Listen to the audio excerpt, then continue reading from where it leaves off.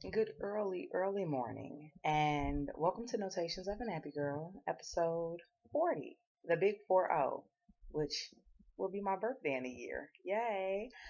Um, I normally do not broadcast from the comfort of my abode. I normally do not broadcast this early in the morning, but I posted a daily word yesterday about validation, and I got a bunch of inboxes about it, and somebody asked me to do a video on it. So that's what I'm doing.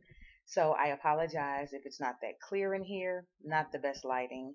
The picture's a little grainy. That just could be because of the lighting. And I've been noticing that there is a bit of a delay um, in my videos. I don't know. Maybe I need to get a new computer. Who knows? But getting on topic, um, validation, affirmation, all those beautiful things that make us feel special.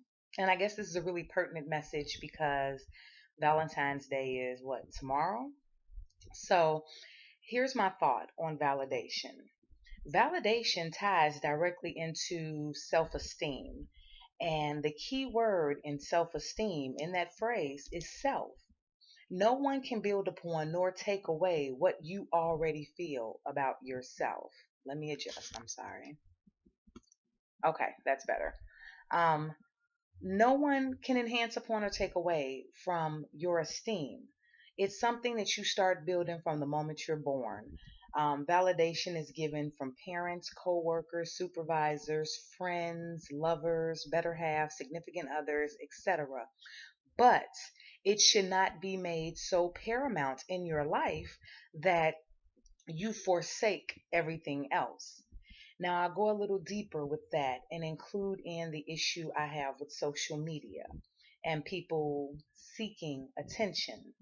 Now, back in the olden days, a woman or a man with low self esteem would probably date multiple partners, would probably engage in several different behaviors in person to get this level of validation that they seek. And most times, people who seek out constant validation and affirmation of their beauty, their skills, what have you, those people have what I call a void.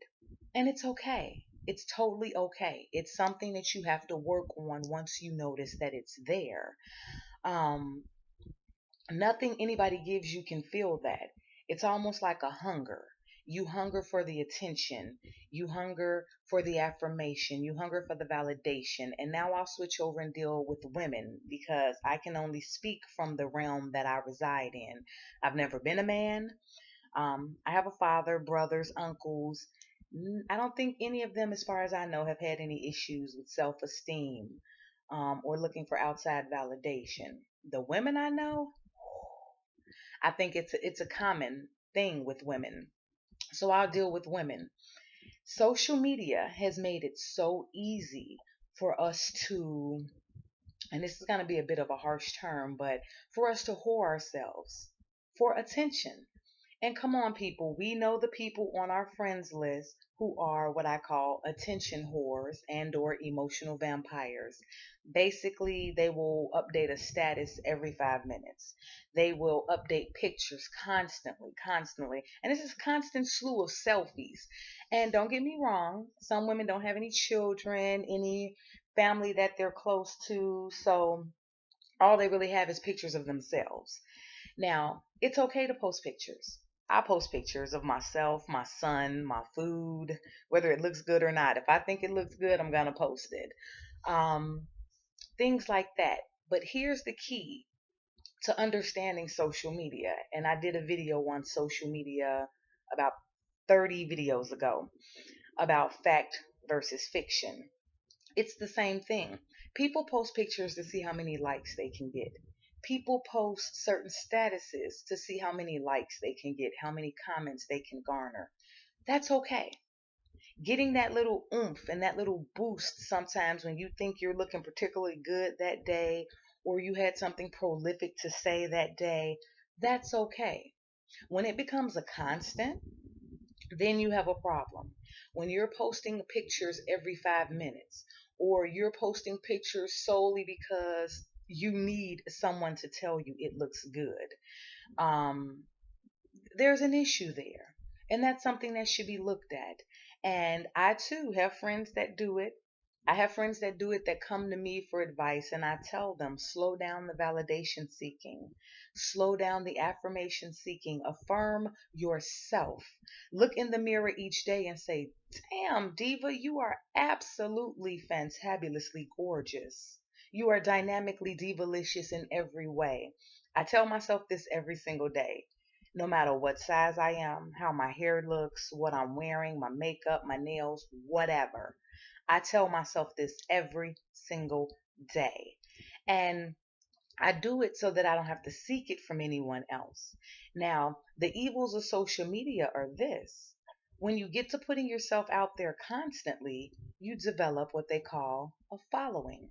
Now, this following typically is people who are just following you because of your aesthetic beauty or their perception of your aesthetic beauty. Has nothing to do with who you are as a person. I'm not talking about your mom liking your picture. I'm talking about these miscellaneous likes and comments on Facebook, Twitter, Instagram, Kick, Ovo, um, LinkedIn, Linked Up, Tagged, Black Planet, MySpace. Do those things even still exist? Gosh, I'm showing my age. But those things, when you are eagerly awaiting that notification, such and such likes your picture, or so and so thinks you're hot, or so and so poked you. When you're awaiting that stuff, then you have to understand there may be an issue. When it's affecting your relationships, whether it's a romantic relationship, a friendship, what have you, when you are willing to circumvent your commitments to garner attention, there is something wrong. Now, I've dated people like that before who won't post pictures of us together, but will post pictures from the night we were together, but just their selfies to get that attention. But they don't want people to know that they're with somebody, or they don't want people to see that they're with somebody. Not that they're ashamed of their partner or anything like that, but more so, people typically like that which they can envision themselves obtaining. It's the same thing with stars. They tell quote unquote sex symbols, don't broadcast your relationship status. Now it's a little different, but like in the 60s, the 70s, 50s, they would tell major stars like Rock Hudson, Barbara Eaton, Clint Eastwood. Yes, I went back with it, to not disclose their marital status or not disclose their relationship status because it would affect your fan base. Look what happened to John Lennon when people found out that he was married. A lot of his fellowship fell off because people wanted to envision that they could have him, they could date him. So they became a little discouraged when they saw that he was taken. If you are living your life in that manner, stop it. Stop it. You're not a movie star. You're not a celebrity. And even if you were, don't do the disrespect to your partner and or family members by disavowing any relationship and or knowledge of their existence, all to garner more attention for yourself. The attention you get from your friends, your family, your close loved ones should be enough to fill you up to where your cup is overflowing, because nobody can love you like you love you. So I guess I'll leave you with that. This went a little longer because it is something that I'm passionate about, and I'll probably end up doing another video about it. But I'll end it by saying the same thing I said in my Nappy Girl word of the day. Masturbation and validation sound the same at the end, and they encompass so many of the same things, because until you learn how to do it right yourself, nobody else will be able to. If you can't satisfy you, how do you expect anybody else to know how? That's my message. Peace and blessings, people. Be good.